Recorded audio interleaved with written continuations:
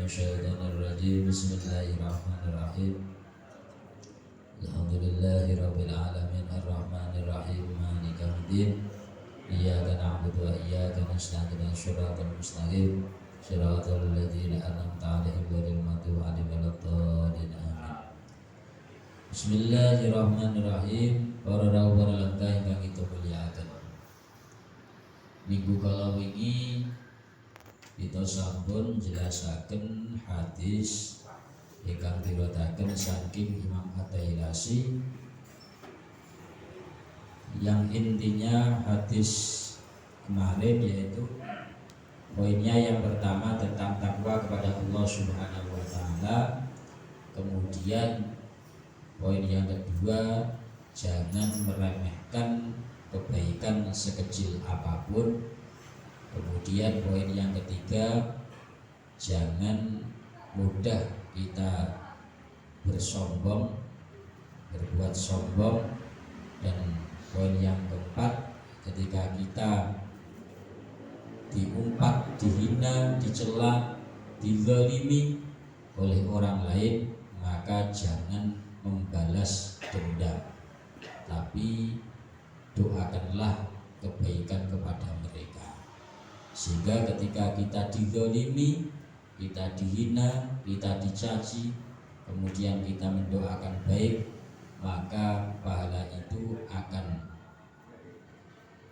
kembali kepada kita dan dosa-dosa kita akan diampuni oleh Allah Subhanahu wa taala.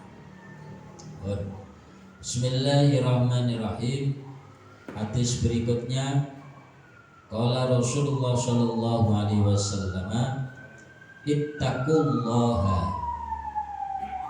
Kalau yang hadis sebelumnya ittaqillaha, kalau ini ittaqullaha wa'dilu baina auladikum. Rawahu An-Nu'man. Ittaqullaha. Kalau ittaqillaha ini mukhatabnya, sasarannya cuma satu, yaitu kepada Kanjeng Nabi Muhammad. Meskipun yang dimaksud juga tidak hanya Kanjeng Nabi, tapi semua umat Rasulullah Shallallahu Alaihi Wasallam. Hadis yang pendek ini, ittaqullaha wa'dilu baina auladikum. Hadis yang pendek ini menjelaskan tentang poin pertama, bertakwa kepada Allah Subhanahu wa taala, sama seperti hadis-hadis sebelumnya. Ini tidak saya jelaskan karena sudah maklum perintah takwa kepada Allah Subhanahu wa taala dimanapun, dalam keadaan bagaimanapun, bertemu siapapun, hendaknya kita selalu takwa kepada Allah taala, selalu sambung ruhaniyah kita, hati kita, jiwa kita pada Allah Subhanahu wa taala. Takwa dalam arti mengerjakan semua perintah-perintahnya dan menjauhi semua larangan-larangannya. Takwa dalam berarti kita selalu melibatkan Allah Subhanahu wa taala dalam hal apapun, baik itu urusan duniawiyah, lebih-lebih urusan akhirat. Poin yang pertama yaitu perintah takwa kepada Allah Subhanahu wa taala. Poin yang kedua, wa'dilu baina auladikum.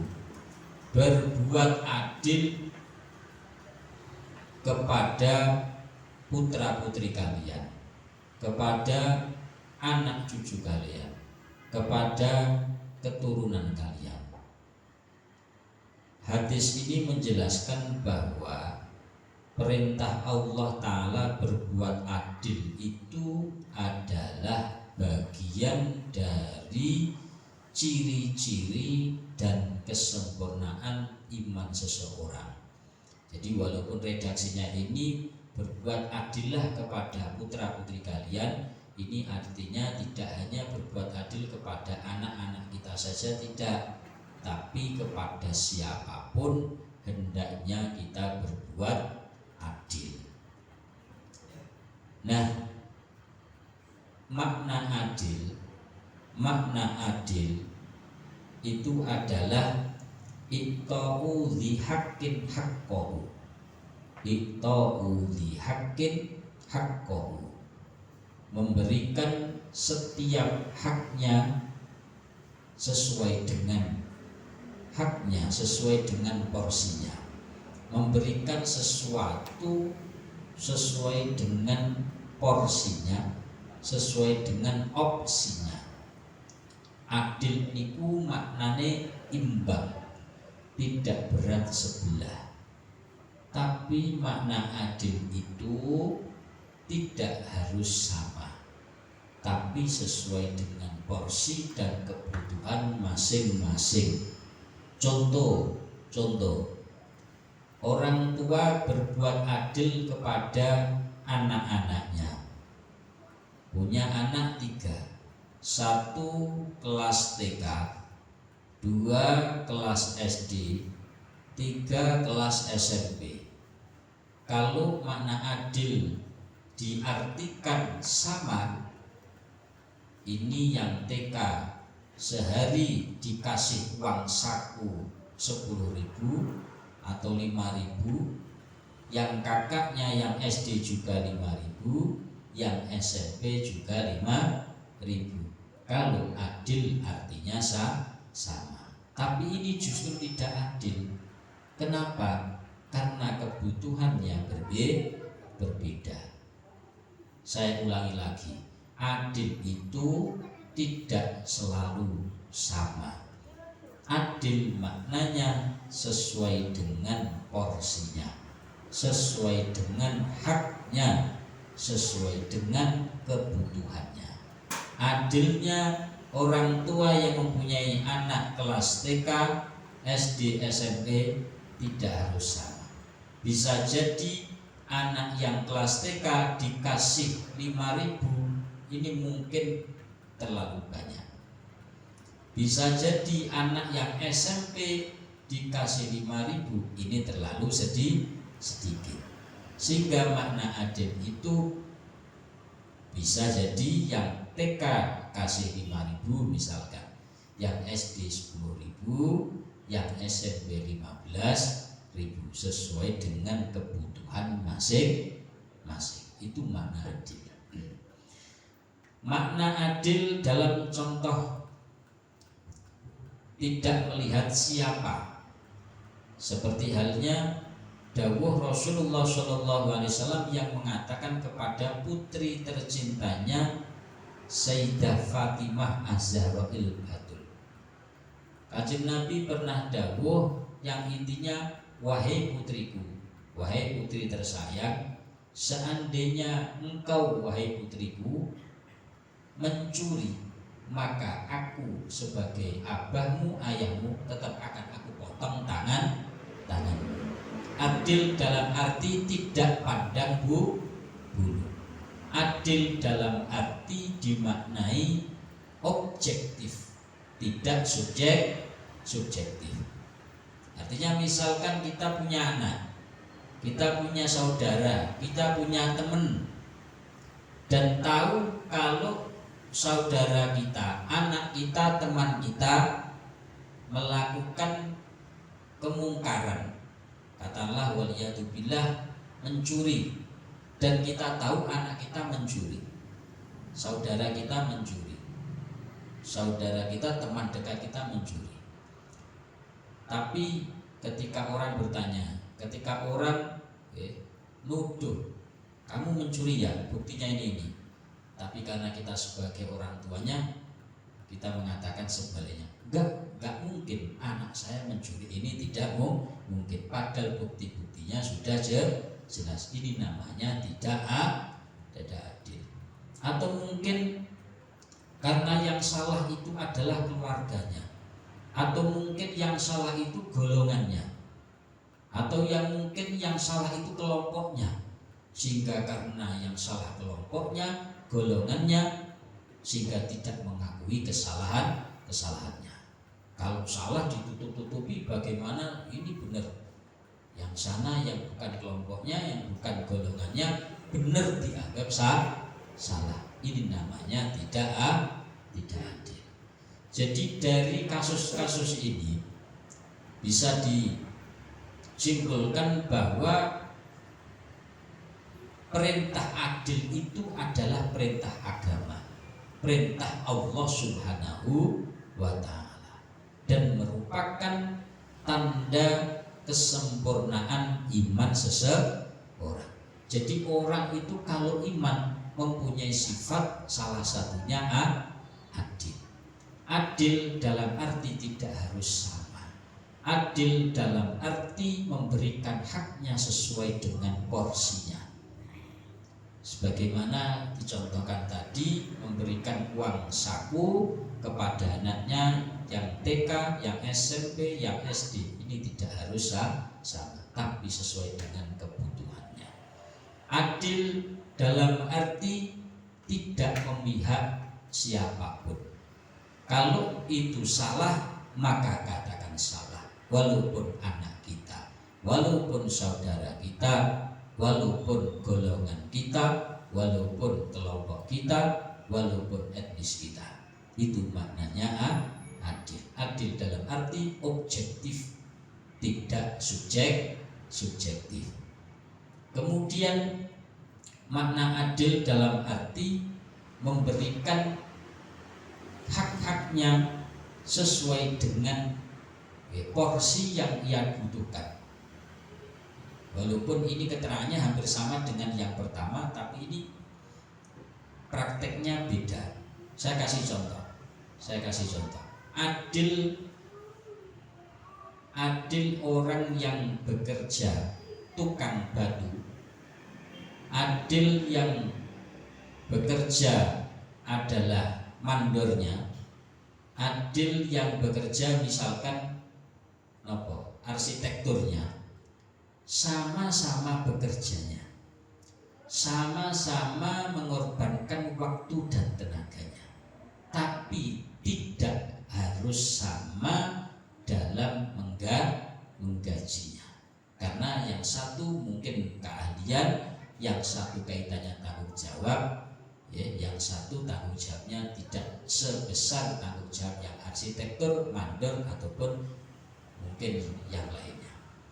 Jadi nggak bisa kita mengatakan wong podo-podo kerjone, podo-podo mangan segone, podo-podo ngentekne wektune, gajine kudu podo. Iki ora, tidak bisa. Ketika justru disamakan, ini justru tidak adil.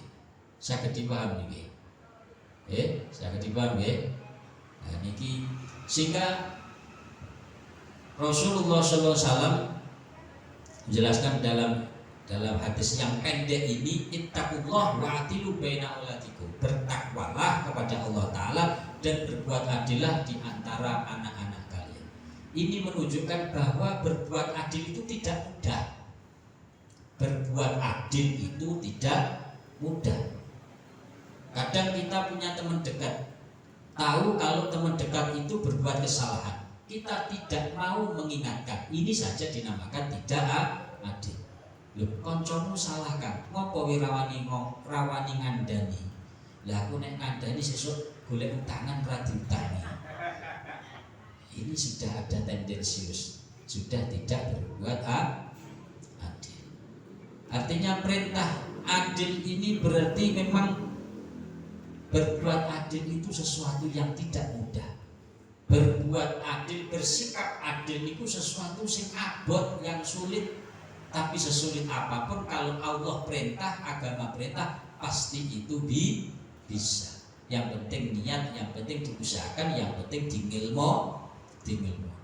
Dalam Al-Quran pun Allah juga menjelaskan Innallaha, yang biasa dibaca para khotib sebelum berakhir khutbah, ibadallah innallaha ya'muru bil adli. Lagi innallaha ya'muru bil adli wal ihsani wa ita'i dzil qurba wa yanha 'anil fahsya'i wal munkar wal baghi ya'idukum la'allakum tadhakkarun.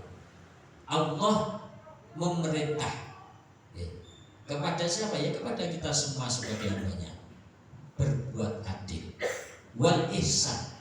Adil wal ihsan, Ihsan itu berbuat baik. Adil dalam arti tidak berat sebelah, memberikan haknya sesuai dengan porsinya. Adil berarti objektif, tidak subjektif. Kemudian wal ihsan, berbuat kebaikan.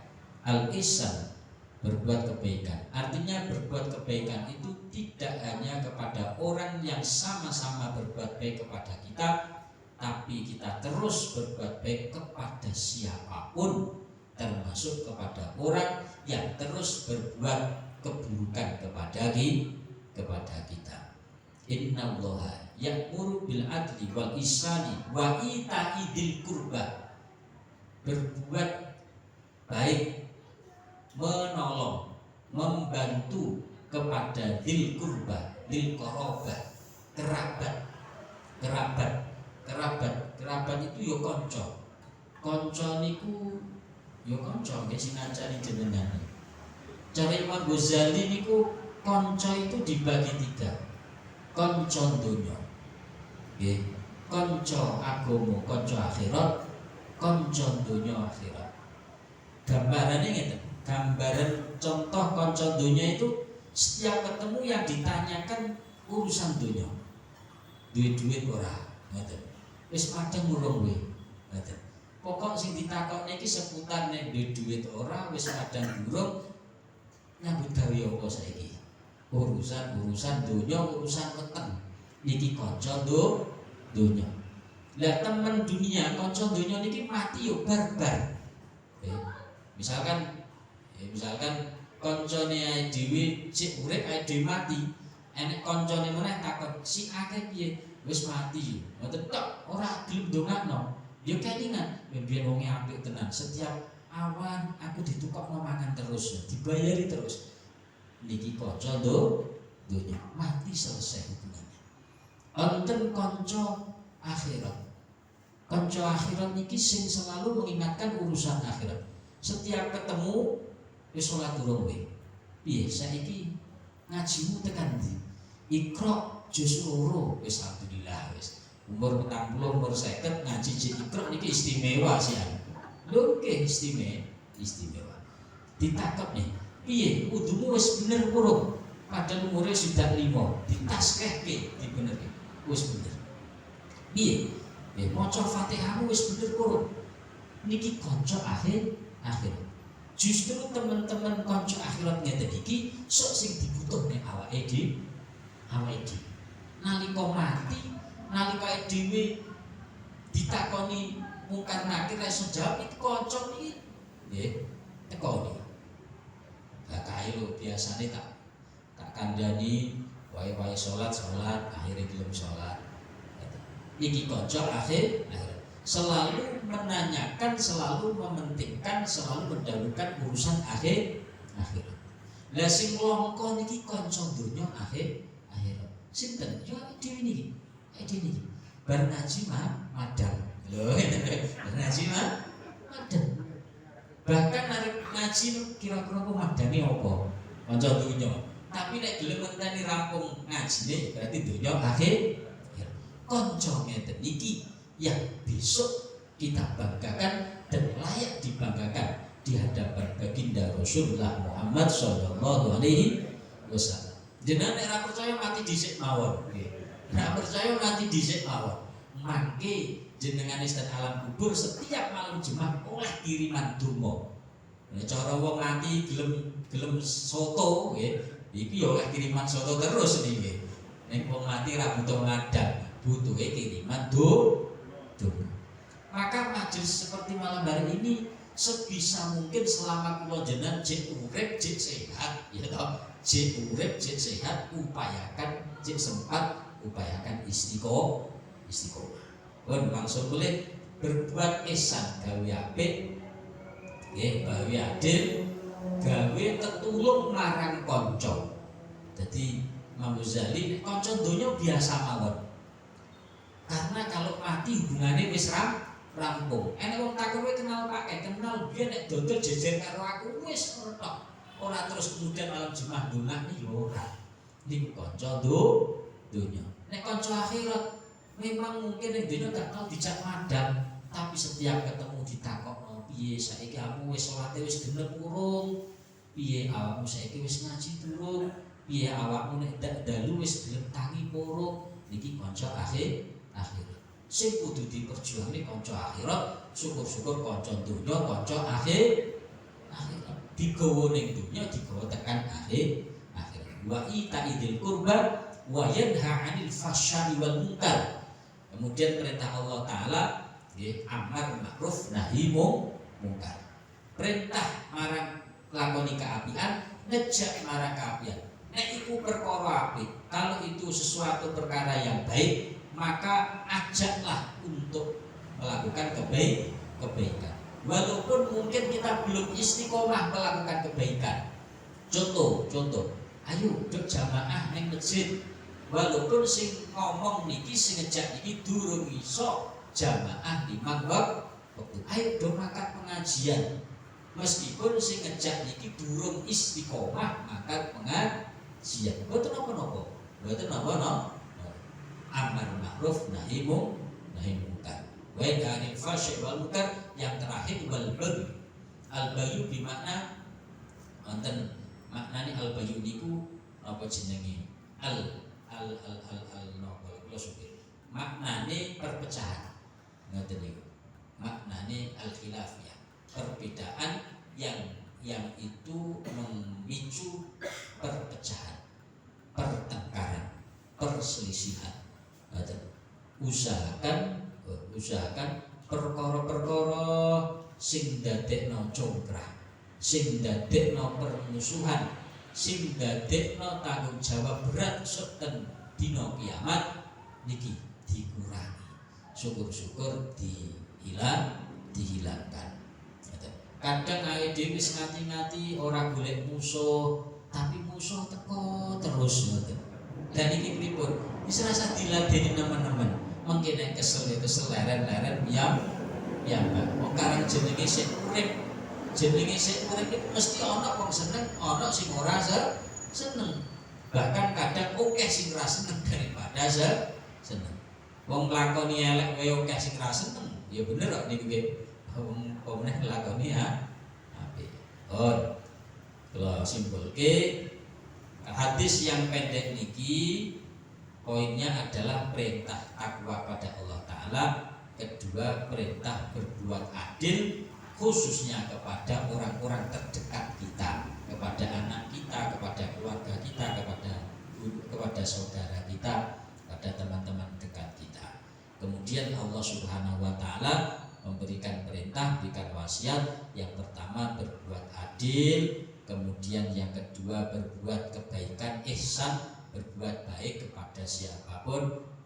Innallaha ya'muru bil adli wal ihsani wa itaidil qurba, berbuat baik, saling membantu, saling menolong kepada kerabat-kerabat kita, saudara-saudara kita. Kemudian berbuat meninggalkan fahsya wal munkar, berbuat amar ma'ruf nahi munkar. Dan kemudian yang terakhir adalah hindari perselisihan, hindari pertengkaran, hindari perpecahan antara kita, terkhusus antara orang-orang Islam. Kadang justru yang merusak Islam itu orang Islam sendiri. Mudah-mudahan kita semua mendapatkan hidayah dari Allah Subhanahu wa Ta'ala, diberi kekuatan zahiran wa batinan, sehingga kita dimudahkan dan dimampukan, diringankan oleh Allah Ta'ala untuk selalu bersikap adil terhadap apapun kepada siapapun. Amin amin ya robbal alamin. Wallahu alam bishawab. Al-Fatihah. A'udzubillahi minasyaitonirrajim. Bismillahirrahmanirrahim. Alhamdulillahi rabbil alamin. Ar-Rahmanirrahim. Maliki yaumiddin. Iyyaka na'budu wa iyyaka nasta'in. Shiratal mustaqim. Shiratal ladzina an'amta 'alaihim ghairil maghdubi 'alaihim waladdallin. Bismillahirrahmanirrahim. Allahumma shalli ala sayyidina Muhammad. Alhamdulillahi rabbil alamin. Abdana inna syakirin amda yu'afi namika mazida. Ya Rabbana lakal hamdu kama yanbaghi li jalalikal karim wa 'azimi sultanik. Walamma nadama al-fikru min dararil awshafil muhammadiyati uquda, tawajjadu ila Allah tawasilan bi sayyidi wa habibi Muhammadin sallallahu alaihi wasallam. أن يجعل سعي فيه مشهورا وفي فيه محمودا ويطلب عملي في الأعمال المقبولة والتوجه في ذات الخالصة والصلات الموصولة. اللهم يا من إليه تتوجه الآمال فتعود ظافرا وعلى باب سديد وعطرها البدشة من الفيوضات الغامرة نتوجه إليه بأشرف الوسائل لديه سيد المرسلين عبدك الصادق الأمين سيدنا محمد الذي عمت رسالة العالمين أن تصلي وتسلم على تلك الذات الكاملة مستودع أمانتك وحفيظ سرك وعامل إرادة دعواتك الشاملة الأمر الأكبر المغفور لك المخشى بالشر الآخر في كل موطن من مواتن الكل مدى قاسم ذاتك في عبادك وساقي كؤوس إرشادك لأهل بدادك سيد الكونين وأشرف الثقلين العبد المحبوب الخالص المخصوص منك بأجل الخصائص. اللهم صل وسلم عليه وعلى آله وصحبه وليقتدر به من أحبابه. اللهم إنا نقدم إليك جاه النبي الكريم ونتوسل إليك بشرف مقام العظيم أن تلاحظنا في حركاتنا وسكناتنا بعين عنايتك وأن تفتنا في جميع أدوارنا وتقلباتنا بجميع رعايتك وحسن وقايتك وأن تبلغنا من شرف القرب إليك وإلى الحبيب غاية آمالنا وتتقبل منا ما تهربنا في منياتنا وأعمالنا وتجعلنا في حضرة هذا الحبيب من الحاضرين وفي طرائق اتباع من السالكين ولحقك من المؤدين ولعدك من الحافظين. اللهم إنا لنطمع في رحمتك الخاصة ولا تهرمنا وذنونا جميلة يا وسيلتنا إليك فلا تخيبنا. آمنا بك برسولك ما جاء به من الدين وتوجهنا إليك مستشفين أن تقابل المذنب منا بالغفران أن تقابل المذنب منا بالغفران أن تقابل المذنب منا بالغفران والمسيء بالإحسان وسائل بما سأل والمؤمن بما أمن وأن تجعل ممن نشر هذا الحبيب وبازره وولاه وظاهره اللهم ببركته وشركاته أولادنا ووالدينا وعلى قدرنا ووادينا وجميع المسلمين والمسلمات والمؤمنين والمؤمنات لجميع الجهات راية الدين القوي جميع الأقدار مشهورة ومعالم الإسلام والإيمان بأهلها مأمورة معنى مشهورة واشف اللهم كربة المكروبين واقض دين المدين واغفر للمظلمين وتقبل توبة التائبين وانشر رحمتك على عبادك المؤمنين أجمعين واكفر شر المعتدين والظالمين وسد العدل بولاد الحق بجميع النواكب والأقدار ويدم بتجيد من عندك ونشر على المعاندين من المنافقين والكفار واجعلنا يا ربي بالإخلاصين من جميع البلايا واجعلنا يا ربي بالإخلاصين من جميع البلايا واجعلنا يا ربي بالإخلاصين من جميع البلايا وبالعز المكين من الذنوب والخطايا فأدمنا بالعمل بطاعتك والصدق في خدمتك قائمين وإذا توفيتنا فتوفنا مسلمين مؤمنين واختم لنا بك بخير الأجمعين وصل وسلم على هذا الحبيب المحبوب السامي الأرواح والقلوب وعلى آله وصحبه ومن إليه مرشد وآخر دعوانا الحمد لله رب العالمين سبحان ربك رب العزة عما يصفون وسلام على المرسلين والحمد لله رب العالمين. بسر الفاتحة. بسم الله الرحمن الرحيم. الحمد لله رب العالمين الرحمن الرحيم مالك يوم الدين إياك نعبد وإياك نستعين صراط المستقيم صراط الذين أنعمت عليهم غير المغضوب عليهم ولا الضالين آمين.